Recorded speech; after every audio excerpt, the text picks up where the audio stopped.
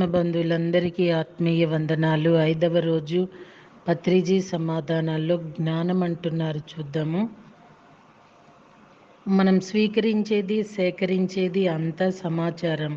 మన జ్ఞాపకం ఉంచుకునేది, దాచిపెట్టుకునేది జ్ఞానం. మనం జీవితంలో ఉపయోగించుకునేది విజ్ఞానం. మరి విజ్ఞానం ఉపకరణమే వివేకం. మనమంతా శక్తి, చైతన్యం, జ్ఞానస్వరూపం యొక్క ప్రత్యేకమైన అంశలం.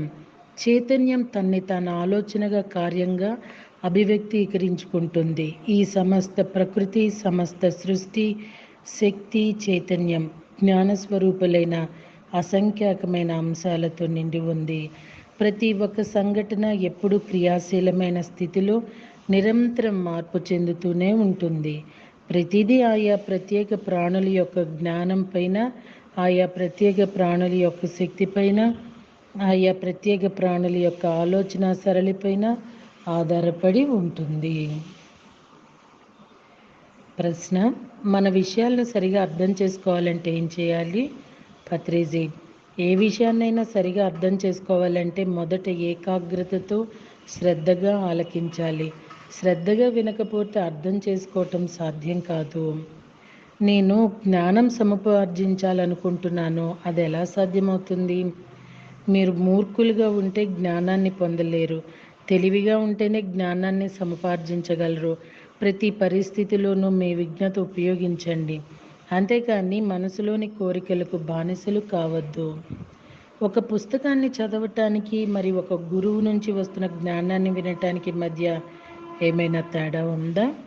ఏ మాత్రం తేడా లేదు. కానీ పుస్తకాలను కూడా ఖచ్చితంగా చదివే తీరాలి. పుస్తకాల్లో చదివిన దాన్ని అంతరంలో అవలోకనం చేసుకోవటానికి ఆస్కారం ఉంటుంది. అలాగే ఇతరుల జీవిత అనుభవాలను వినటం కూడా స్వాధ్యాయం అంతటి ప్రాముఖ్యత ఉన్నది. ఇవి రెండు పరస్పరం సహాయకారులే. ఆధ్యాత్మిక ఎదుగుదలకు అతి ముఖ్యమైన అంశాలే. వ్యక్తిగతం మీరు ఇతరుల అనుభవాలను తప్పకుండా వినాలి. ఏ తీర్పులు చెప్పకుండా వినాలి. అదేవిధంగా సనాతన, అధునాతన ఆధ్యాత్మిక గురువుల చేత రచించబడిన గ్రంథాలన్నీ కూడా విశేషంగా చదవాలి. ప్రతి వాళ్ళు తమదైన ప్రత్యేక శైలిలో, అంటే కళల ద్వారా లేదా సూక్ష్మ శరీర యానాల ద్వారా లేదా సహజావబోధ ద్వారా సందేశాలను పొందుతారు లేదా జ్ఞానాన్ని సంపాదిస్తారని నేను అర్థం చేసుకున్నాను. అయితే వీటిలో ఏది అత్యంత ప్రాముఖ్యమైనది? మేము వేటిపై ఎక్కువ శ్రద్ధ పెట్టాలి? అవన్నీ సరిసమానమైన ప్రాముఖ్యత కలిగినవే. మనం వార్తాపత్రికల్లో వార్తలు చదవాలా, లేదంటే రేడియోలో వార్తలు వినాలా, లేదా టీవీ న్యూస్ చూడాలా? పేపర్లో వార్తలు చదివినా, రేడియోలో విన్నా, టీవీ న్యూస్ చూసినా అన్నీ ఒకటే. అజ్ఞానం ఏ మూలం నుంచి వచ్చినప్పటికీ, ఏ మూలమైనా, ఏ మధ్యమైనా, ఏ మార్గమైనా సరే ప్రతిదీ అంగీకరించాలి. అన్నీ మంచివే, అంతా మంచిదే. నేను మోక్షాన్ని ఎలా పొందగలను? జీవితం యొక్క పరస్పర వైరుధ్యాలను సరి సమానంగా ఆస్వాదించటమే మోక్షమని అంటారు. మోక్షప్రాప్తి అనేది ఎవరికైనా ఏ సమయంలోనైనా సాధ్యమే, ఒకవేళ వాళ్ళు తమ విజ్ఞతను ఉపయోగించుకుంటే. మనస్సును ఏకాగ్రపరచడానికి యోగం తోడ్పడుతుంది. మీరు పుస్తకాలను చదువుతున్నప్పుడు మనస్సు కాకావికలంగా ఉండదు, ఏకాగ్రమై ఉంటుంది. అదే జ్ఞానయోగం. మీరు భజనలు చేస్తున్నప్పుడు మనసు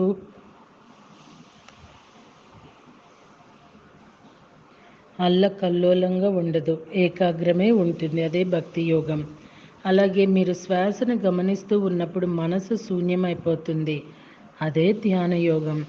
జ్ఞానయోగం, భక్తి యోగం, కర్మయోగం, ధ్యానయోగం లేదా రాజయోగం, వీటిలో వేటిలోనైనా సరే మనస్సు ఏకాగ్రమవుతుంది, నిశ్చలమవుతుంది. అందుకే దీనిని యోగం అని అన్నారు. యోగం ద్వారా ఆలోచనలతో నిండి ఉన్న మనసు కాస్త ఏ ఆలోచనలు లేని ఏకాగ్రతను సంతరించుకుంటుంది. మనసు నిర్మలం కాగానే ఆత్మ ఆనందం అనుభవంలోకి వస్తుంది. మనసు ఆలోచనలో మునిగిపోతే ఆత్మ ఆనందంగా ఉండదు, అయోమయంగా ఉంటుంది. కనుక మనసును ఏ యోగంతోనైనా, ఏ మార్గం ద్వారా అయినా నియంత్రించినప్పుడు ఆత్మ ఆనందంలో తేలిపోతుంది. అప్పుడు నిత్య జీవితంలో ప్రత్యక్ష అనుభవాలు, ఆత్మానుభవాలను పొందటానికి సంసిద్ధమవుతాం.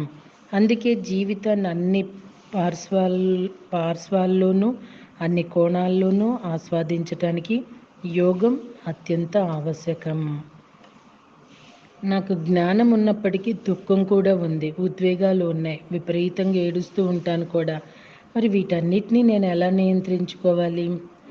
ఏడవటం అన్నది ప్రత్యేకించి ప్రతి శరీరానికి మంచిదే. భావోద్వేగ శరీరం, భౌతిక శరీరం, మానసిక శరీరం అన్నిటికీ మంచిదే. మనకు 7 శరీరాలు ఉన్నాయి. ఏడవటానికి తక్కువగా అంచనా వేయవద్దు. ఏడవటం అన్నది ఎంతో ముఖ్యమైనది, ఎంతో మంచిది కూడా. ఏడవటం అనేది తప్పు అనుకుంటే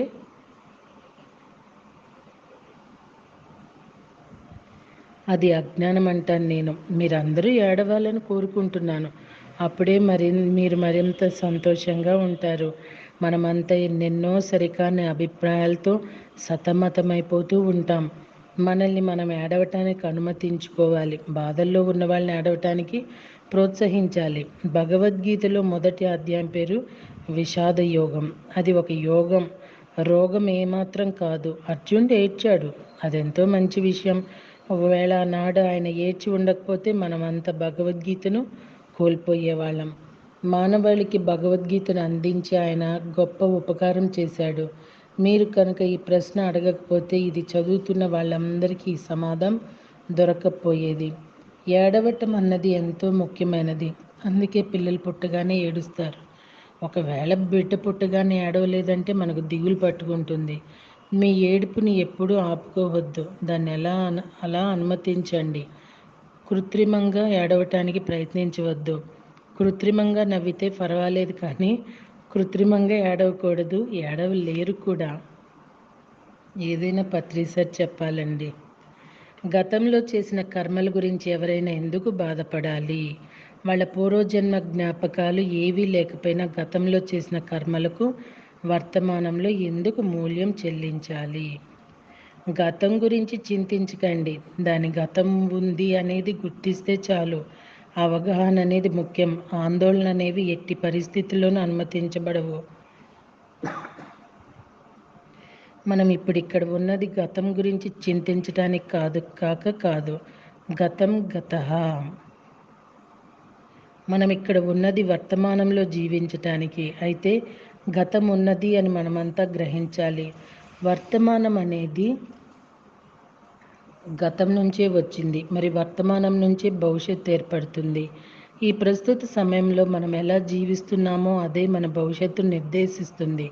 కనుక మనము ఈ ప్రస్తుత క్షణంలో ఎలా జీవిస్తున్నాం అనేది ఎంతో ముఖ్యమైనది.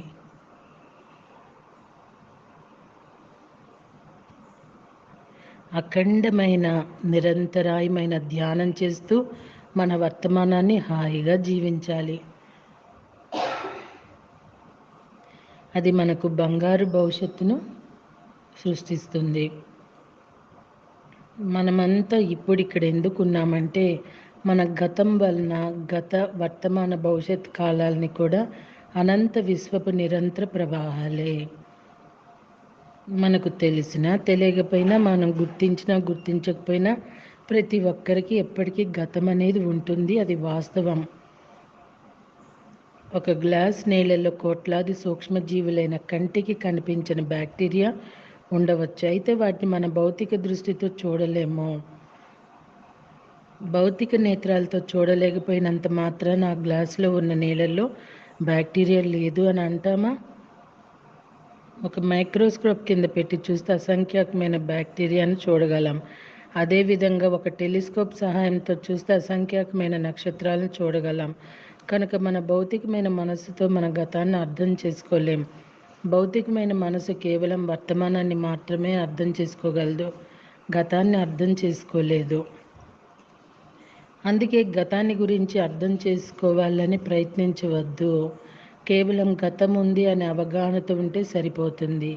ఆ గతమే వర్తమానాన్ని సృష్టించింది. ఈ వర్తమానమే భవిష్యత్తును సృష్టించబోతుంది. మీలో ప్రతి ఒక్కరూ గతం గురించి చింతించటం మానేయండి. రేపటి రోజున మరిన్ని ప్రశ్నలకు జవాబులు తెలుసుకుందాం. Thank you.